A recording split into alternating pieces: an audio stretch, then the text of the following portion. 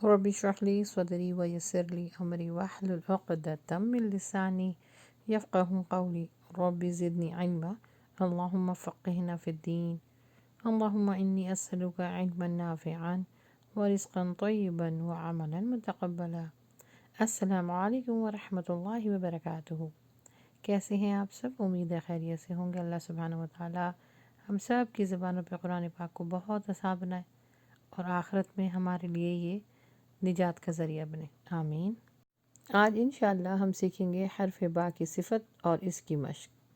حرف با کے اوپر اگر جزم آ جائے تو پیچھے والے حرف سے ملا کے پڑھتے ہیں، اس میں آواز رک جاتی ہے اور سانس جاری ہو جاتی ہے، اس صفت کو ہمس کہتے ہیں۔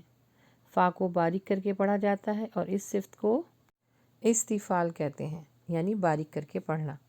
آئیے اب دیکھتے ہیں کہ کس طریقے سے یہ دیکھیں جو دانت ہیں ہلکے سے آگے ہیں اور اس میں سے آواز رک رہی ہے اور سانس جاری ہو رہی ہے۔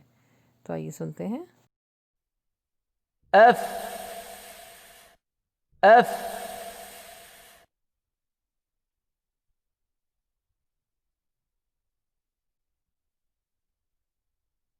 اف اف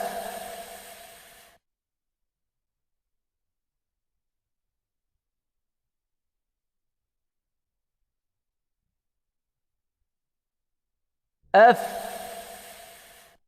اف اف اف اف اف اف۔ تو آئیے اب ان کی مشق کرتے ہیں زیر زبر پیش کے ساتھ اور قرآن پاک کے کچھ حروف کے ساتھ۔ بسم اللہ الرحمن الرحیم۔ اف اف اف اف اف اف۔ قرآن پاک کے جو ورڈز ہیں ان کے ساتھ اس صفت کو پڑھنے کی کوشش کیجیے۔ خفتی خفتی خفتی، تفعلو تفعلو تفعلو، تخف تخف تخف، یفسدون یفسدون یفسدون یفسدون یفسدون،